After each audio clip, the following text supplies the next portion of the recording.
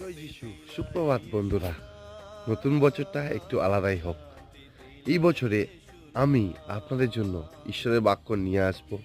কিন্তু আপনারা আমার জন্য প্রার্থনা করুন যাতে সারাটি বছর আমি সুস্থ থাকতে পারি এবং আপনাদের জন্য ঈশ্বরের বাক্য নিয়ে আসতে পারি। আজকে আমাদের বাইবেল পথ হিতোপদেশ তার ৮ অধ্যায় ৩৪ পদ।